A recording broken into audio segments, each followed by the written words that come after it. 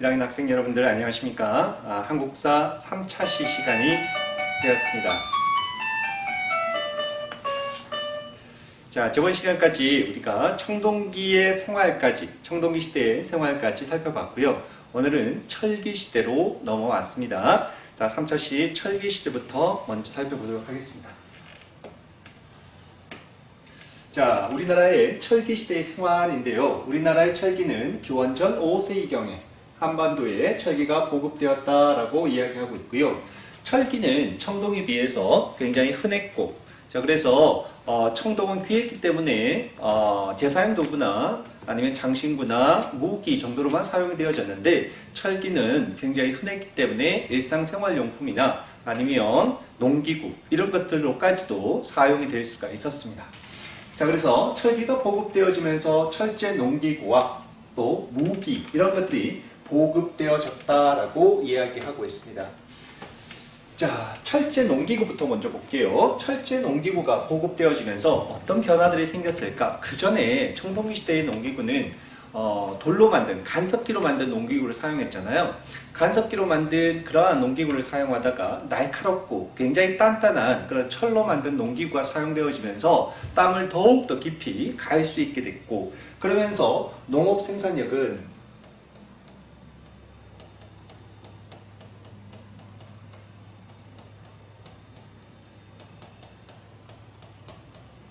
많이 엄청나게 증가했을 거야 라고 이야기하고 있습니다.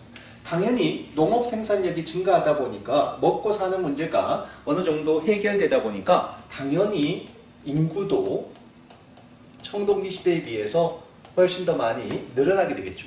이제 자식을 낳아서 굶기지 않을 정도의 그러한 농업 생산력이 증가하게 되어졌다라고 이야기하는 겁니다. 다음에 철기로 무기가 제작되어지면서 이제 정복 활동,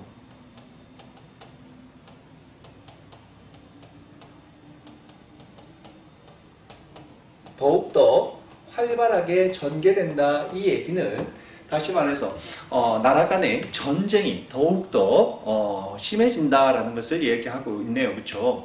농업 생산력이 늘어나다 보니까 땅에 대한 소유욕은 더욱더 강해지고, 또 노동력에 대한 소유욕 이런 것들이 보다 더 증가하게 되면서 옆에 있는 그러한 나라들을 점령해서 더 넓은 땅, 더 많은 노동력 이런 것들을 확보하기 위한 전쟁이 더욱더 활발하게 전개됐던 시대가 또 철기 시대부터다라고 이야기할 수 있겠습니다. 자, 철기 시대이지만 여전히 청동은요 사용이 되어졌는데, 자, 세형 동검, 잔무늬 거울 같은 거 이거 좀 봐두셔야 됩니다. 세형 동검은 비파형 동검이 아니라 세형 동검이라고 하는 뾰족한, 보다 더 날카롭고 뾰족하고 가는 그러한 동검, 그리고 거울인데 거친 무늬가 아니라 잔무늬 거울, 이러한 것들은 청동기이지만 철기 시대 때 사용됐던 제사용 도구이거든요. 자, 그래서 제사용 도구는 철기 시대이지만 여전히 뭐로 사용되어졌다는 거, 청동으로 제작되어져서 사용이 되어졌구나 라는 것을 알 수 있네요.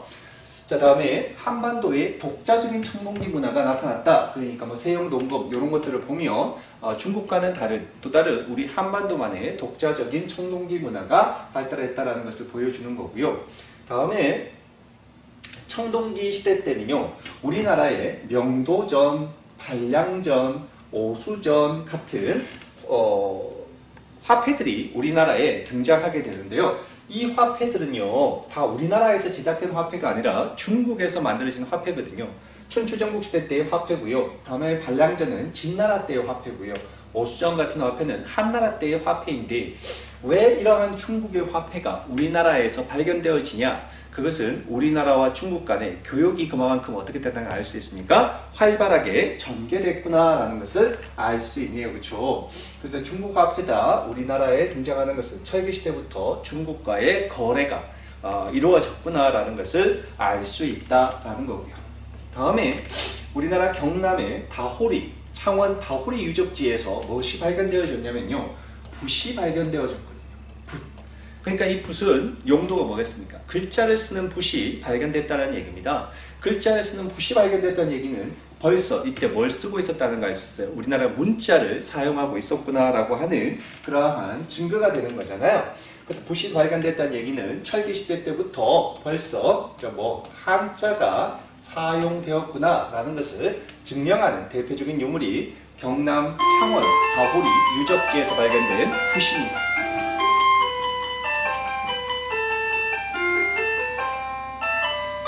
자, 철기시대의 대표적인 무덤 형태는요, 널무덤이라는 무덤이 있는데요. 우리가 청동기 시대 때 돌널무덤이라는 거 배웠습니다. 그렇죠? 그 돌널무덤이 아니라 이제는 널무덤이고요. 자, 철기 시대 때 가장 대표적인 그러한 무덤의 형태는요, 동무덤이라는 무덤의 형태입니다. 자, 우리가 청동기 시대 때 가장 대표적인 무덤은 고인돌이었잖아요. 철기 시대의 가장 대표적인 무덤은 독무덤이다라고 얘기하는 겁니다. 독이라는 것은 장독 같은 걸 얘기하는 거죠. 그죠? 그 장독 같은 독에다가 시신을 넣어서 매장하는 그런 풍습이 철기 시대에 있었구나라는 것을 이야기하고 있습니다. 자, 선생님이 대표적인 것들 한번 볼게요. 이게 다호리에서 발견되어진 붓입니다. 창원 다호리 유적지에서 발견된 이러한 붓이 유물이 발견되어지면서 이때 벌써 우리나라에서 뭘 썼다는 거요? 한자를 사용했구나라는 것을 보여주는 유물이고요. 자, 다음에 여기서 보이는 게 여기에 동무덤이거든요. 그래서 독가 안에다가 시신을 넣어서 매장하는 그러한 풍습이 철기시대의 가장 대표적인 무덤의 형태 동무덤입니다. 좀 보시고요. 다음에 자, 고조선의 건국과 발전입니다. 우리나라 최초의 국가 고조선이 건국에 대한 얘기들을 지금부터 봅니다. 자, 고조선의 건국은요, 우리가 BC 기원전 2333년에 건국되었다라는 기록이 남아있고요. 이 우리나라 최초의 국가 또한 다른 나라와 마찬가지로 무슨 문화에서 어떤 시대 때 어떤 도구를 사용할 때요? 청동기를 사용하는 청동기 시대 때 건국된 나라입니다. 자, 그래서 청동기 문화를 바탕으로 했다라고 이야기하고요. 청동기 시대 때 우리나라 최초의 국가인 고조선이 건국되어진 겁니다. 자, 배경으로 해서요. 누가 건국했다고요? 단군 왕검에 의해서 건국되어졌다라고 이야기하고요. 이와 같이 단군 왕검에 의해서 기원전 2333년에 고조선이 건국되었다라고 하는 기록이 남아있는 겁니다. 자, 기록이 남아있는데 우리나라 최초의 기록은요, 이련이 썼던 삼국유사라고 하는 역사책에 우리의 단군 신화에 대한 최초의 기록이 남아있는 겁니다. 자, 이련 스님에 의해서 쓰여졌던 역사책 삼국유사에 단군에 관한 그러한 내용이 수록되어 있다라고 이야기합니다. 그러니까 한마디로 말해서 단군에 대한 기록이 고조선의 건국에 대한 최초의 기록은 우리의 역사책 삼국유사에 기록되어 있다는 거 좀 기억하시기 바랍니다. 삼국유사는요, 고려시대 때 쓰여진 역사책이네요. 자, 다음에 단군 신화에 나타난 사회 상황입니다. 단군 신화는 여러분들이 무엇보다 잘 알고 있죠, 그렇죠? 자, 이때 환인의 아들이었던 환웅이 인간 되기를 갈구하게 되면서 마침내 자기 아버지를 졸라서 인간 세상으로 내려왔잖아요. 인간 세상으로 내려올 때 환인이 뭘 함께 줬습니까? 비, 바람, 구름의 신을 함께 대동하게 하고 내려가게 했었습니다. 지상으로 내려오니까 곰과 호랑이가 이 환웅에게 인간 되기를 어떻게 했습니까? 갈구했죠. 그래서 100일 동안 동굴에서 쑥과 마늘을 먹고 견뎌내면 인간이 된다라고 알려줬고, 그런데 호랑이는 견디지 못하고 도망가 버렸고, 반면에 곰은 100일 동안 쑥과 마늘을 먹고 참아내서 인간이 되어서 웅녀가 되었다. 그리고 이 환웅과 웅녀 사이에 태어난 인물이 바로 단군이었고, 이 단군이 고조선을 건국했다라는 그러한 건국설화에 대한 얘기인데요. 단순하게 이것은 이게 뭐야, 이게 뭐 거짓말이야, 말도 안 되는 얘기야, 이런 얘기로 치부할 것이 아니라 이 단군 신화에는 그 당시에 고조선의 사회가 어떤 사회였는지를 보여주는 그러한 많은 중요한 자료들이 여기에 포함되어 있다, 이런 얘기입니다. 자, 환웅이 지상으로 내려왔을 때 곰과 호랑이가 있었다라고 얘기하는 것은 단순하게 곰과 호랑이가 있었다는 얘기를 하는 게 아니고요. 곰을 숭배하는 부족 또요, 호랑이를 숭배하는 부족이 원래 살고 있었는데, 그러니까 곰을 토테미즘으로 하고 있는 부족과 호랑이를 토템으로 하는 부족이 있었는데 원래 토착 세력이었던 거죠. 여기에 누가 쳐들어왔다는 얘기입니까? 보다 더 강력했던 단군이 이끄는 환웅이 이끄는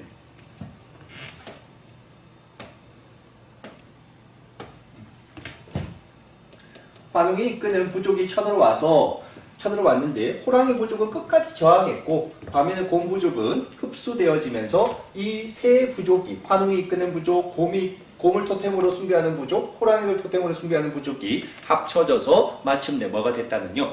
고조선이라는 나라가 만들어졌다라고 하는 내용이거든요. 자, 그래서 곰과 호랑이라는 것은 단순하게 곰과 호랑이를 얘기하는 게 아니라 이거는 이 당시에 뭐가 유행하고 있었구나, 이때 당시에 토테미즘이 유행하고 있었구나 라고 하는 것을 이야기하는 겁니다. 반면에 환웅이 지상으로 내려올 때 비, 바람, 구름의 신을 대동하고 내려왔다라고 얘기하잖아요. 그 많은 신들 중에서 비, 바람, 구름의 신을 하필이면 대동하게 온 이유가 이 비, 바람, 구름이 뭐와 관련이 있기 때문에요.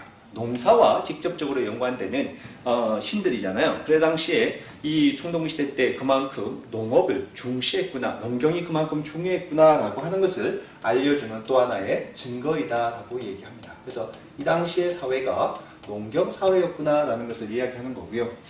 다음에 단군 왕검에 대한 명칭에서 우리가 단군 왕검이 두 사람이 아니잖아요. 단군이 따로 있고 왕검이 따로 있는 게 아니라 단군 왕검은 한 사람이잖아요. 그래서 단군 왕검이라는 명칭을 통해서 우리가 재정일치 사회라는 것을 알 수 있다라고 이야기하는 겁니다. 자, 한번 얘기해 볼게요. 단군이라는 것은요, 제사장을 뜻하는 거거든요. 반면에 왕검이라고 하는 것은 정치를 담당하는 정치적 지배자를 얘기하는 거예요. 그러니까 제사와 정치가 두 사람이 나누어서 하는 게 아니라 한 사람이 제사와 정치를 다 맡아서 했다. 그래서 무슨 정치요? 재정일치 사회였구나 라는 것을 보여주는 것이 단군 왕검의 명칭에서 우리가 알 수 있다라고 이야기하는 겁니다. 여기서 하나 더 얘기하자면요. 환웅이요, 내려올 때 누구의 아들이라고 그랬습니까? 환인, 하나님의 아들이다 라고 얘기했잖아요. 그러니까 환웅이 곰부족, 호랑이 부족을 지배하기 위해서는 자신은 인간이 아니라, 너희들과 같은 레벨의 인간이 아니라 나는 뭐의 자손이라는 거? 신의 자손이야. 그러니까 내 말이 곧 신의 뜻이야. 내 말에 대해서 복종해 라는 거죠. 그렇죠? 그러니까 이 단군신화 내용 안에는 무슨 사상도, 선민사상이라고 하는 사상도 포함되어져 있구나 라는 것을 알 수 있네요. 그렇죠? 자, 그래서 이러한 내용들이 단군신화 안에 포함되어 있다는 내용을 좀 기억하시면 될 것 같고요. 다음에 고조선의 이 범위를 살펴보니까, 세력의 범위를 살펴보니까요, 한반도까지 발전했는데 비파형 동검과 탁자식 고인돌의 출토지역과 거의 일치하더라 이런 얘기입니다. 그래서 고조선의 영역은 거의 일치하는, 고조선의 영역에서 거의 동일하게 발견되어지는 유물이 바로 비파형 동검과 탁자식 고인돌의 분포지역과 고조선의 세력의 범위가 거의 일치한다 이런 얘기거든요. 이 내용은 잠깐 볼까요? 탁자식 고인돌이라고 되어 있는데요. 이 고인돌은요, 남쪽 지방, 그러니까 지금 우리의 남한 지역 같은 경우에는 그냥 이와 같은 돌덩이가 있는 거죠. 그렇죠? 돌덩이가 있고 이 안에 시신을 매장하는 이러한 형태를 우리가 남방식 고인돌이라고 얘기해요. 또는 이걸 뭐라고요? 이것을 바둑판식 고인돌이라고 또 얘기하는데요. 이와 같은 남방식 고인돌이고 반면에 북방식 고인돌이 이런 형태죠. 여러분들이 잘 알고 있는 이러한 탁자식 고인돌이 바로 이와 같이 북방식 고인돌이다 라고 얘기하는 겁니다. 탁자식 고인돌이요. 이와 같은 형태, 탁자식 고인돌이 발견되어지는 지역과 고조선의 세력 범위가 거의 일치한다 라는 것을 이야기하고 있는 겁니다. 다음요. 고조선의 건국과 발전을 이어서 보겠습니다. 자, 4번 발전인데요. 기원전 3세 이경에 만주와 한반도 서북지방을 중으로 성장했고요. 부왕, 준왕 등이 등장해서 왕위를 세습했다라는 거. 그래서 부왕, 준왕 이때가 고조선의 전성기였구나 라는 것도 알 수 있고요. 또 고조선에 보니까요, 요것도 좀 봐두셔야 됩니다. 상, 대부, 장군 같은 뭐가 설치되어 있다고요? 관직이 있었구나 라는 기록이 아직 남아있거든요. 그래서 상, 대부, 장군이라는 관직을 두어서 왕 아래에서 관리로서 일을 하게 했구나 라는 거고, 또 한 거 중요한 내용요. 중국의 연나라와 대립했다는 거요. 중국의 연은요, 무슨 나라 중에 한 나라입니까? 요 연나라는 전국 7웅 중에서 한 나라에 속하는 거거든요. 연한, 제초, 진, 위, 조 이런 6개의 전국 7웅 중에서 한 나라인 연나라인데 이 연나라는 우리나라와 고조선과 국경을 접하고 있었던 나라예요. 그러다 보니까 고조선이 전국 7웅 중에서 춘추전국시대 때 전국 7웅 중에 한 나라였던 연나라와도 삐까삐까할 정도로 세력이 굉장히 강했구나라는 것을 이야기하는 거거든요. 자, 그래서 연나라와 대립할 정도로 강성했다라는 것을 이야기해 주네요. 자, 요거는요, 어느 나라라고요? 춘추전국시대 때의 전국 7웅. 그러니까 춘추 전국시대에 제일 강력했던 7개 국가 중에 한 나라였던 연나라와 대립할 정도로 강성한 나라였었다라는 것을 이야기하는 거고요. 다음에 5번. 자, 이거는요, 위만입니다. 자, 진한교체기에 춘추전국시대가 끝나고 난 다음에 춘추전국시대를 통일했던 나라가 바로 진시황제의 진나라잖아요. 진나라가 멸망하고 난 다음에 그 뒤에 있었던 나라가 유방에 의해서 세워졌던 한나라거든요. 그래서 진나라가 멸망하고 진시황의 진나라가 멸망하고 유방의 한나라가 들었을 때쯤에 위만이라는 인물이 고조선으로 이주해 왔습니다. 중국에서부터 이주해 왔습니다. 이 위만이 고조선으로 이주해 와서 이때 당시 왕이 준왕이었거든요. 왕에게 충성을 맹세했습니다. 그래서 준왕이 그래 신하로서 받아들이면서 너는 국경지역에 가서 서북 변경지역에서 외적이 쳐들어오는 것을 담당해 라고 하면서 그에게 임무를 맡겼습니다. 그런데 이 위만이 그 지역으로 이동해가지고 자신이 가지고 온 뭐요? 철기 다루는 기술을 이때 당시 고조선은 몰랐거든요. 근데 위만은 이때 당시에 내려올 때 철기를 다루는 그런 기술을 가지고 있어서 거기서 철기 무기 이런 것들을 제작해서 준왕을 쫓아내버리고 자신이 뭐가 돼버린 거야? 왕으로 즉위하게 됐던 거죠. 그게 바로 194년, 기원전 194년에 있었던 일이고요. 이때부터 고조선을 우리가 뭐라고 부른다고요? 위만조선이야 라고 이야기하는 겁니다. 위만조선은요, 본격적인, 이거 중요한 거죠. 위만이 진한교체기 때 내려오면서 뭘 다루는 기술을 가져왔다 그랬습니까? 철기를 다루는 기술을 가지고 와서 철기, 무기를 만들어서 준왕을 내쫓고 왕으로 즉위했다라는 말을 했었잖아요. 그만큼 이제 위만이 집권하면서부터 고조선에 우리나라의 본격적인 철기 문화가 수용되지는 그런 시기였고요. 다음에 중국의 한나라와 동방의 예나라, 남방의 진나라 사이에서 특히 이 중개무역을 통해서 엄청난 국가적 부를 또 축적하기도 했던 시대가 바로 위만조선 시대였네 이런 얘기입니다. 자, 그래서 위만조선 시대 때는 철기가 본격적으로 수용되어지고 중국의 한나라와 남방의 진나라 사이에서 중개무역을 독점했다라고 이야기하고 있습니다. 자, 그런데 이렇게 번창했던 위만조선이요, 결국은 한나라의 침략으로 멸망하게 되는데요. 이 한나라 때 황제가 누구였냐면 한나라 무제였었습니다.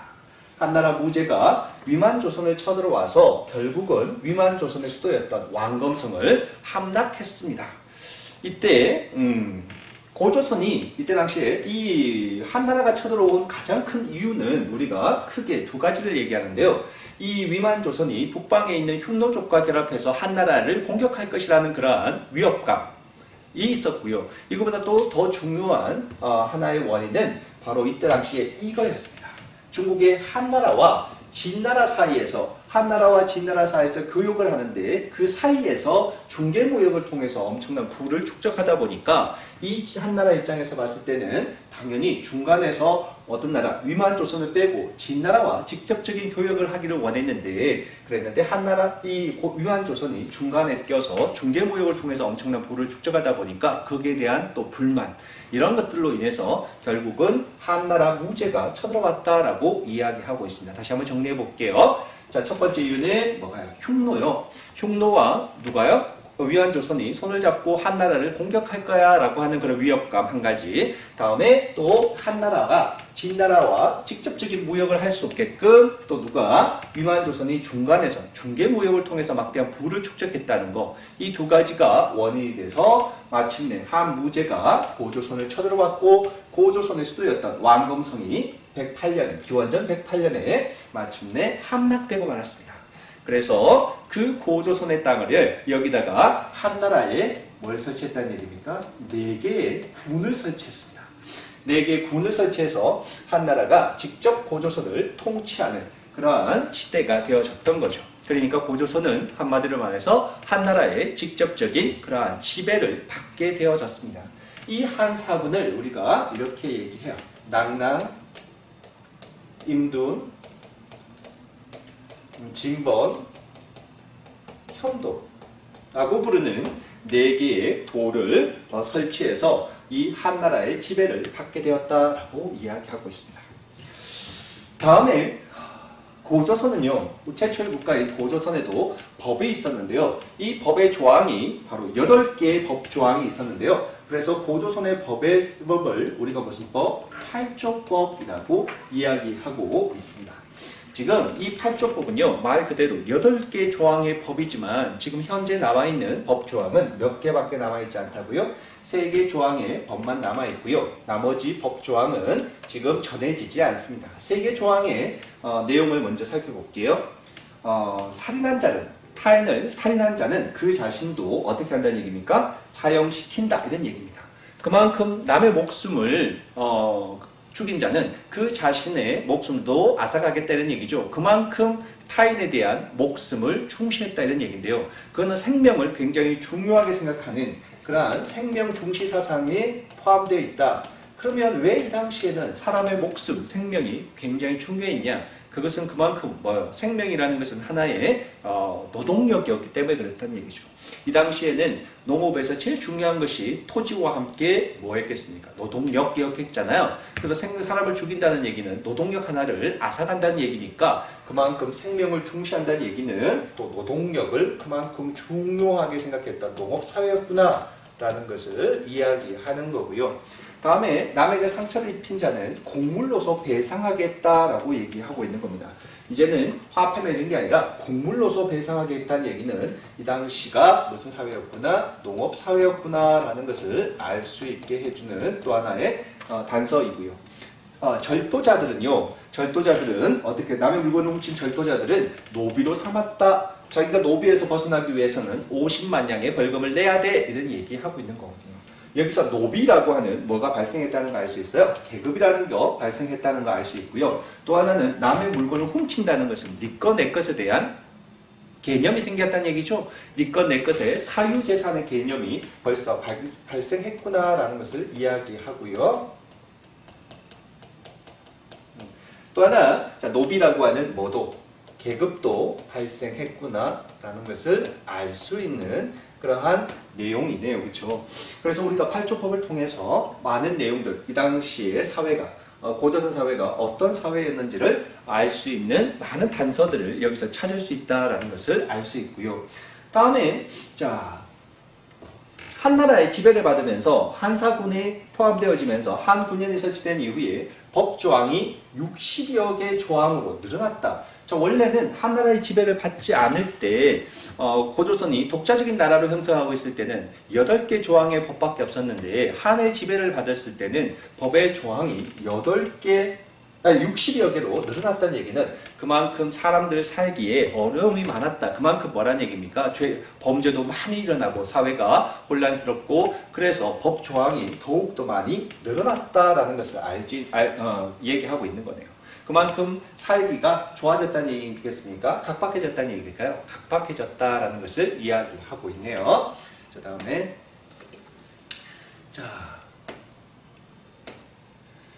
다음에 국가 발전 단계에 대해서 우리가 조금 살펴보려고 하는데요. 자, 국가 발전 단계는 군장국가, 연맹왕국, 고대국가 이렇게 발전해지는데요. 군장국가라는 것을 이런 겁니다. 군장이고요. 여기도 군장이고요. 군장이고 군장입니다. 군장이라는 것은 부족장을 이야기하는 거거든요. 그러니까 여러 개의 부족으로 나누어져서 통치하는 국가가 여러 개의 부족으로 나누어져 있는 이런 시대를 우리가 군장국가라고 얘기하고요. 자, 이런 군장국가들 중에서 한 사람의 뭐가 등장하는 겁니다. 왕이 등장하는 거죠. 자, 부족장, 여기도 부족장, 여기도 부족장 또는 군장이라고 얘기했습니다. 이 부족장들 중에서 한 명을 선출해가지고 한 명이 왕으로 즉위하는 거죠. 그러니까 연맹왕국 단계에서는 이런 거죠. 자, 얘네들 간에 연맹이 맺어지게 되고 그러면서 여기서 한 명을 왕을 선출하게 되어지는, 그래서 왕이 선출되어지는 시대이니까 왕권 자체는, 왕은 존재하지만 왕권 자체는 굉장히 미약했던 시대를 연맹왕국이다라고 얘기하는 겁니다. 반면에 군장국가 때는 아직 왕의 존재 자체가 없는 시대를 군장국가다라고 이야기하는 거죠. 연맹왕국 단계를 지나면요, 이때 자, 왕이 있고요. 자, 왕 아래에 신하들, 부족장들이 이제는 어떻게 되는 겁니까? 왕의 신하로서 이렇게 지배를 받게 되어지는 겁니다. 신하 또는 우리가 관리라고 이야기하는데요. 이때 당시에는 왕권이나 부족장의 권한이 거의 대등했다라고 이야기하거든요. 부족장들 중에서 선출되어져서 왕이 되는 경우가 많았으니까요. 그런데 이때가 되면요, 고대 국가가 되면서 왕은 이제 세습되어집니다. 세습되어지고 왕권이 이제는 이제는 부족장의 권한보다 막대하게 강해지는 거죠. 이 부족장들은 이제 왕 아래에 뭐가 되는 거예요? 신하나 관리로서 권한이 약화되어지는 겁니다. 그래서 그만큼 왕권 자체가 굉장히 강화되어지는 시대가 바로 고대 국가다라고 얘기하는 겁니다. 그래서 강력한 왕권을 바탕으로 해서 중앙 집권적인 국가,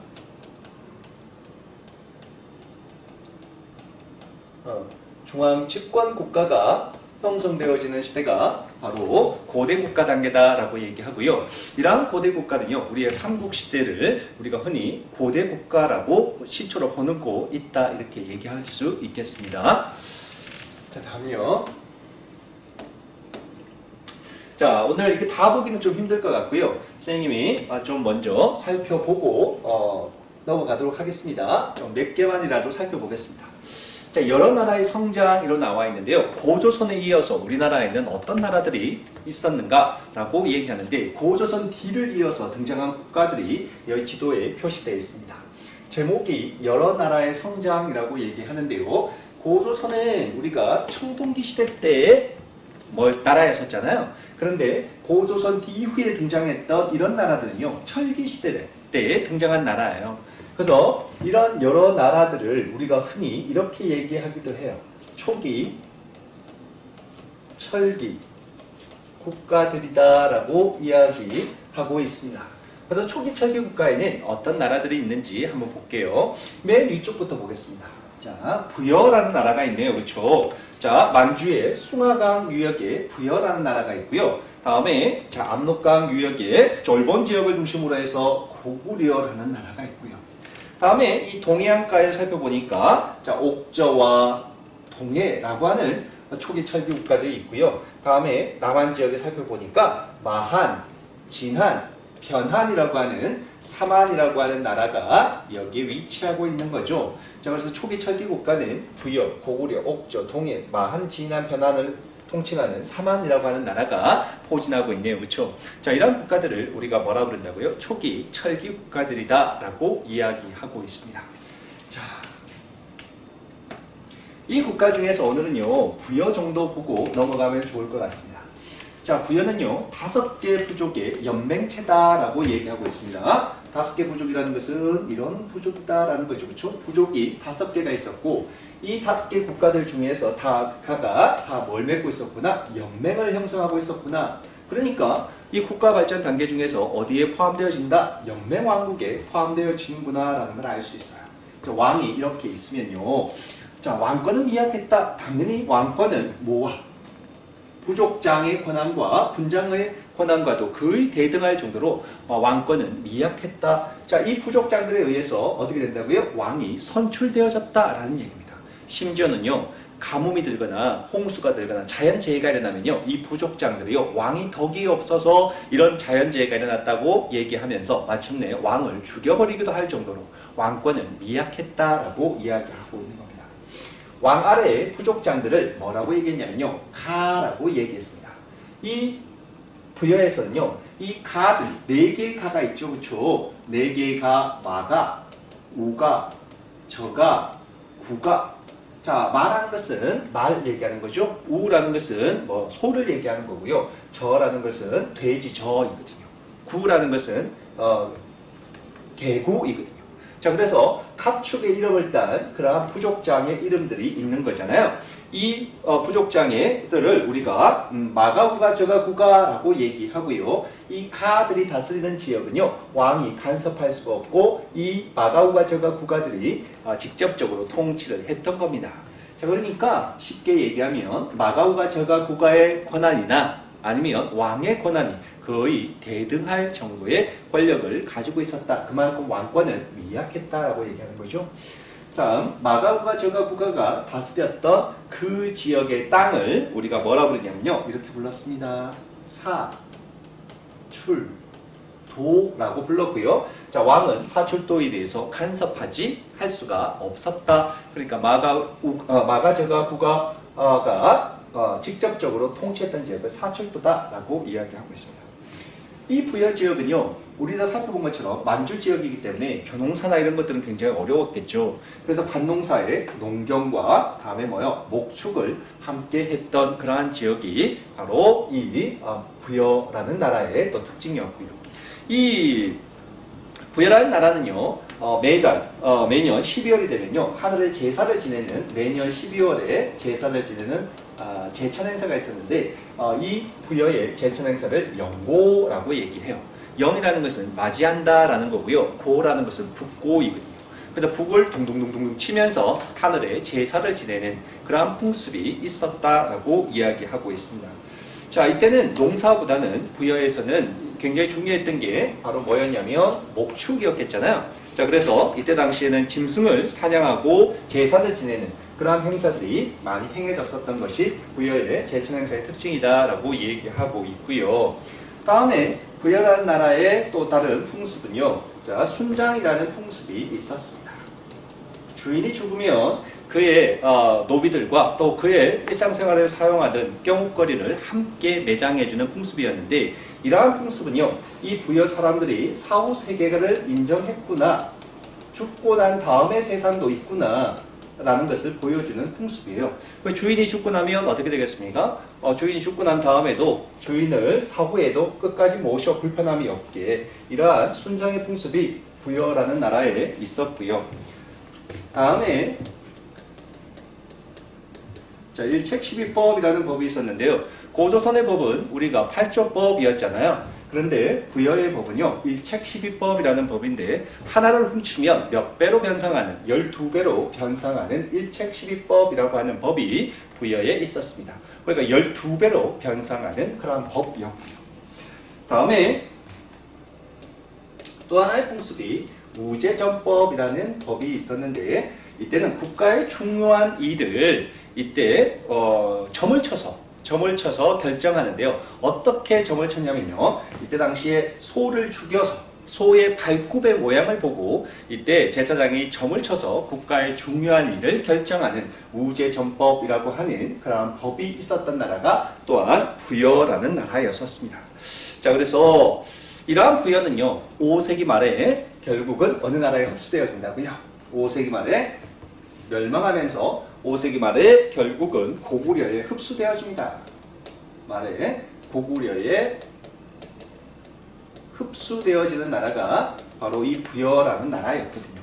자, 그래서 오늘은요, 이 부여라는 초기 철기 국가들 중에서 이 부여라는 나라까지 살펴보고요. 다음 시간에 자, 고구려, 옥전, 동해, 삼한 이 나라들을 차근차근 살펴보도록 하겠습니다. 자, 고생하셨습니다. 다음 시간에 만나 뵙겠습니다.